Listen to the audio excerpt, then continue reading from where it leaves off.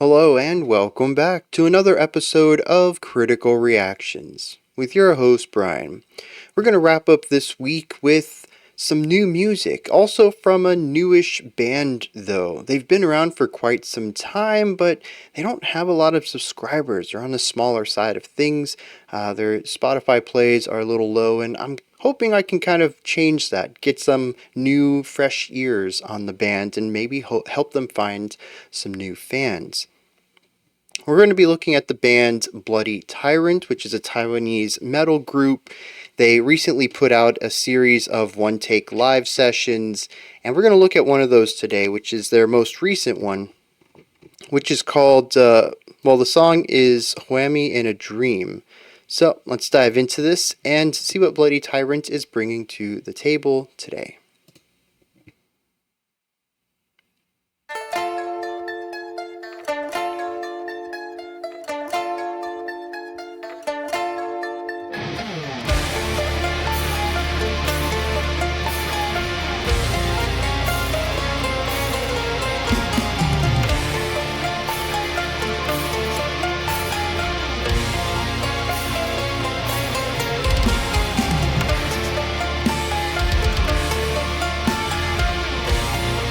Great atmosphere. I like the mixing of the timbres between that folk instrument and the electric guitar.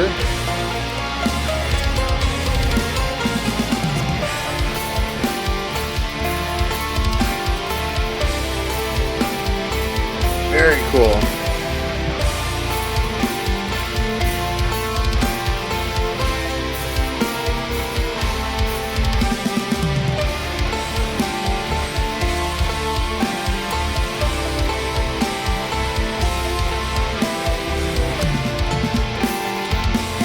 Oh, yeah, I was going to say, I'm glad we focused on the drummer there. Neat little fill.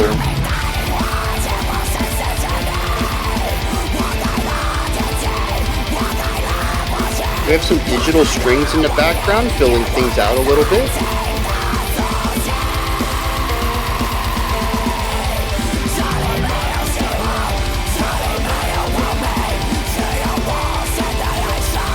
Some layered vocals there for a moment.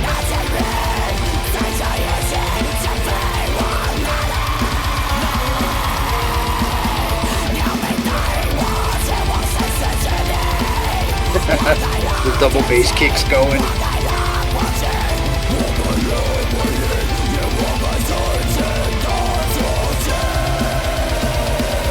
little bit of vocal variety too.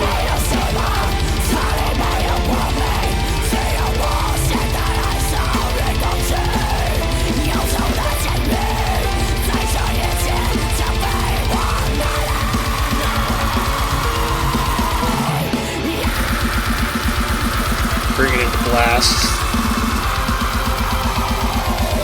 Very uplifting melody here. Oh, a little bit of darkness in it though.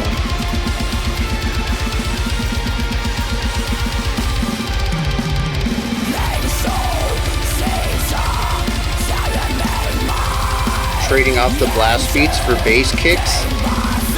Oh! Was that a one-handed snare roll?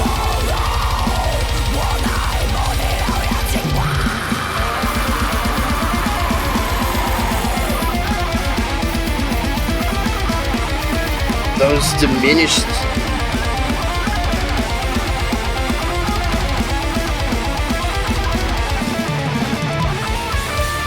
Yeah, very interesting. The fourth beat of every bar throws in some diminished notes, or notes that are diminished within the scale, and adds a ton of tension.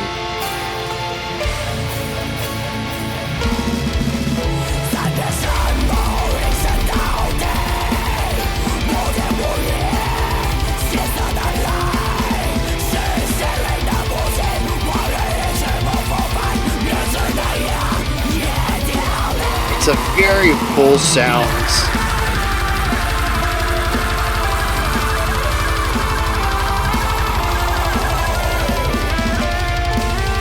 Nice little variations on this.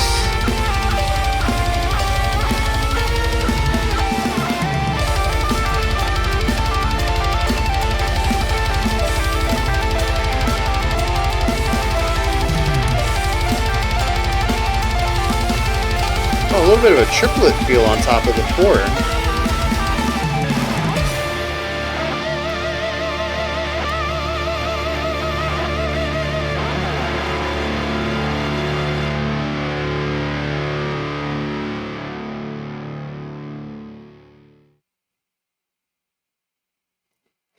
Alright, cool.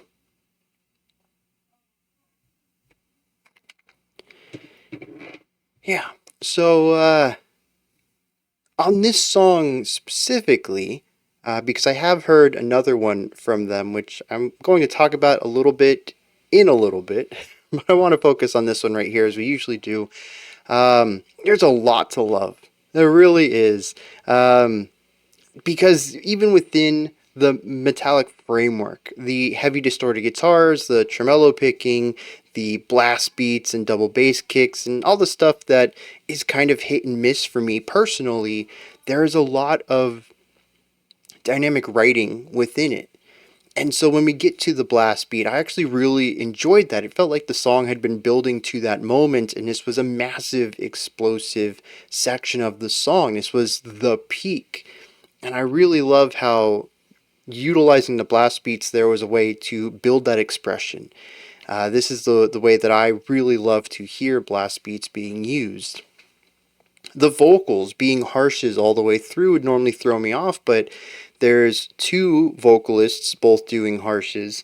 And then there's also the variety of harshes we get out of the lead vocalist. A higher, more nasally harsh, one that's a bit more centered, and then that really low growl. And so that gives us a little bit of movement as well. And so the aspects that I'm usually not a real big fan of end up working well because they're used as contrasty as they can without deviating into something lighter. That's not to say I wouldn't have really liked some clean vocals in here, but it's not what they want to do, and I really appreciate the elements of contrast and dynamic playing that they are giving me in this track. So yeah, I really dig the contrast. I also like the layering in here. I think this is a really strong point, especially as we were going towards that peak and the vocals were getting larger and the drums were getting faster, and then eventually going into the blast beats, the guitars moving from single note ideas, from quarter notes to eighth notes to the 16th note playing. And then, of course, the layers that I'm talking about here, where we're bringing all this energy up and then we add in all this other stuff underneath it. Under the guitars, we also have that folk instrument, and I don't know the name of it. When I look for lyrics, I'll pause it and see if I can't figure out the name of it, and we'll all learn about it a little bit together. But aside from that instrument, which is also giving us this cool timbral layering against the electric guitars, is they're usually playing the same thing, but they sound wildly different. We also have, I think, some synth pads or some electronic strings kind of sitting outside everything. They're not really audible. They're nowhere near in the spotlight that I think your average person is going to hear them, but everybody is going to feel them. They really make the sound full. It takes it from that 90% that the whole band is doing and pushes it up to 100% sound, largeness. And it ends up just being this really big sound, especially when we bring in both of the guitar layers, and we basically have, what are we talking about here? I don't know, 9, 10, 11 instrument layers probably. It's a lot. And it sounds big, it sounds full, and it's really awesome as the song grows into this as well. So the width comes from the production side, but it also comes from compositionally, and it's very impactful. But that also works in opposition as well. When we go to the solo sections, we remove the folk instrument. We remove the synth pad or the strings behind them. We don't have any of the vocals going on. It's just the bass and the two guitars and the drums, and it feels empty there. I'm not sure how to feel about it yet. I think that when I said that, it kind of came off a bit negative. I don't want it to be read as negative. I don't think it's a bad thing that the song isn't super large at all points. Um, but I did feel a little let down. All of that tension, the building of this idea, pushing against the sides of the sound sphere, and instead of bursting, it releases a little bit of that, and then we just have the guitar solo. That's not to say that the guitar solo can't hold the section. I think the solo works rather well. It's just I don't know what I would have done in that section either. It's is there any different way to go about doing it? I don't know. Maybe that was the best thing to do, to bring the energy down so that we can boost it back up for the outro, and so that our 10 feels like a 10 again. I might have swung a bit lower. They kind of pull it down to an intensity of 7. It's definitely lower, but it's not something that's a drastic leap so that to jump back up. But it's also very metal. This is something that metal bands have been doing for 30, 40 years now, is kind of reducing a bit of the intensity in the solo section so that the guitars can shred and show off. And then we bring the energy back up for the, whatever comes after it. So it is tried and true. Maybe I just had the wrong expectations here. I don't know where I was going with that. I feel like I just rambled a bit. Melody writing. And this is going to kind of bring in the guitar solo as well. I like their melodies. Most of them are cyclical, working within 4-phrase loops. But I think that the chordal passage underneath the melodies works really well. It typically has a little bit of vibrancy to it, but also a tinge of darkness, usually towards the end of the progression. We actually hear this in the guitar solo as well, where we have 3, not bars, 3 beats. That's what it was, right? 3 beats of more positive sounding solo, and then 1 beat of something a bit tension building. And I'm pretty sure that these were, he turned whatever chord he was working in to an augmented mode of the chord, and that kind of brings out this tension and a little bit of darkness to it. And I think that's what was going on there, just bouncing back and forth between those two. It's a very interesting way to go about writing the solo, but I love how it embodies this duality. And like I said, we hear this in the chords as well. The vibrancy versus the dark, tense stuff.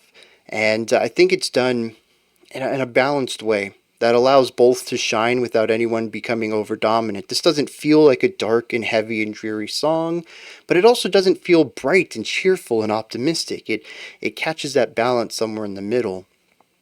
And the melody writing takes this harmonic idea and expands upon it in linearly melodic ways. And so we got to see the guitarist do a little bit of shred, a little bit of tapping, a little bit of a lot of stuff. And to present this narrative, this story, in a way that showcases both of these while also showcasing their skills a little bit. Is there anything else I want to bring up? I mean, drum dexterity. There's a lot of drum techniques in here, which I thought was very cool. There's blast beats, there's fast double bass kick, there's rockier, groovier style stuff in here too. Lots of really cool cymbal work, some interesting time stuff. We had that quarter note triplets within 4/4 there at the end of the song. There's also some interesting fills going on in here that introduce some odd metric stuff that I didn't quite catch what was going on, but I certainly felt the metric shift. Those were all very cool. There are a couple of things that I would have liked a little more of, I think, though. And one of those is a bit more showcasing of the vocal dexterity. The verse ended up feeling very monotonous on this track. I don't know if we even had a verse, chorus structure, because the first 2 minutes or so all felt like one idea over and over and over and over again.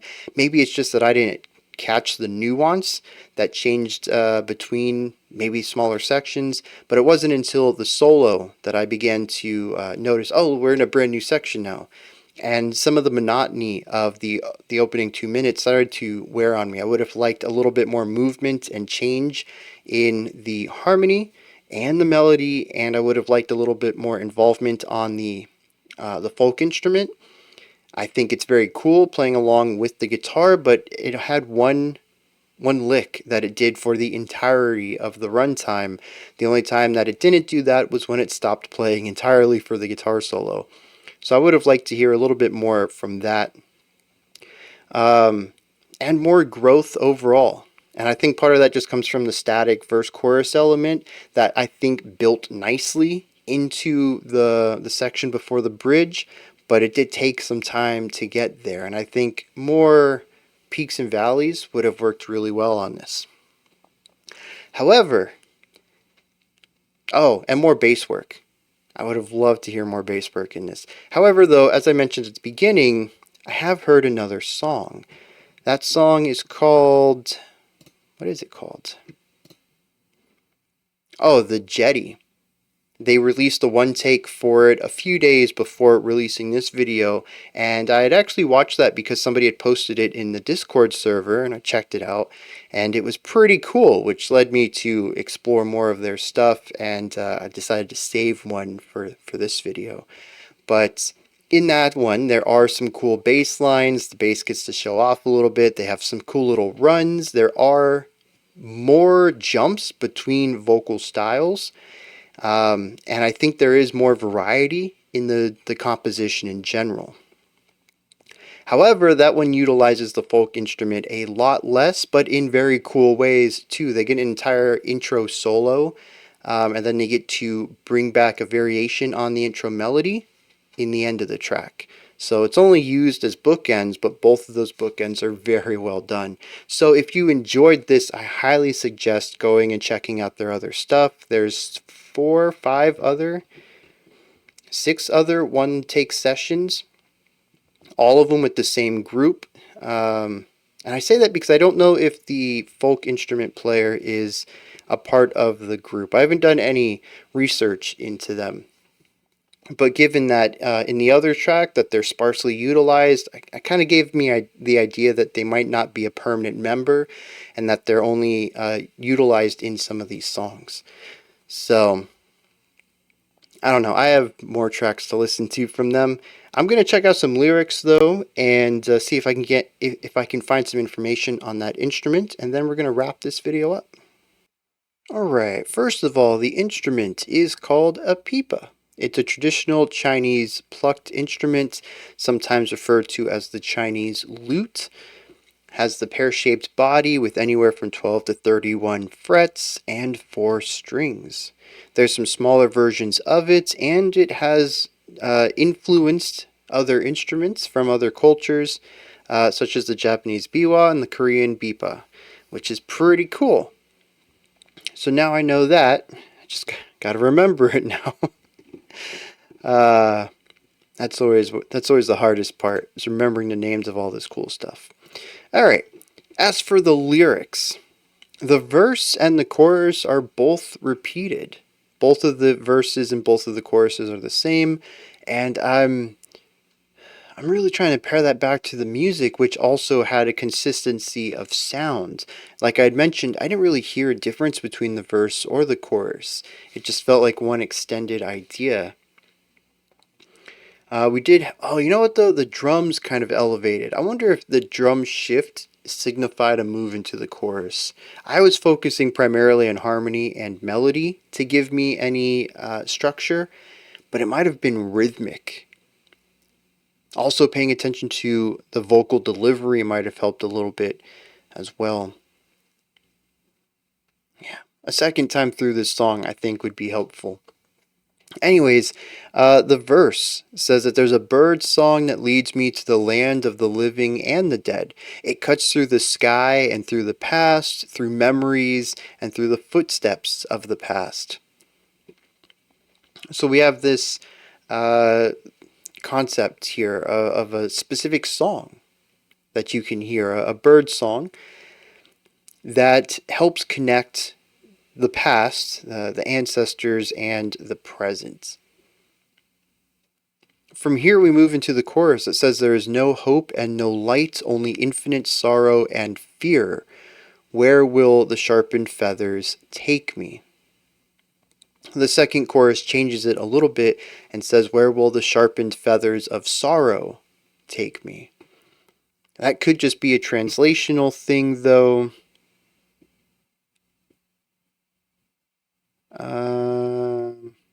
Yeah, it looks like the symbols are the same. So Deep L might have just translated both of the lines slightly differently, and maybe they do. Maybe the true intention of the line is somewhere between those two interpretations. From here, though, we have the guitar solo, and then this takes us to the outro, which shifts the perspective a little bit and speaks about a spirit tree that's the lifeblood of the family. I'm kind of picturing this as a bit more of a real view of like a family tree, where you can see where all of the people in the family are connected, where they're descendant from, but kind of put into a more realistic interpretation of that. Still metaphorical to some degree, but an actual tree with the family's bloodline flowing through it in a sense. It says that it stands 300 feet tall and is rooted deep in the pool. I'm not sure what the pool is supposed to be. Again, it could be a translational thing. It says that it's invulnerable to knives and axes, but not the fangs.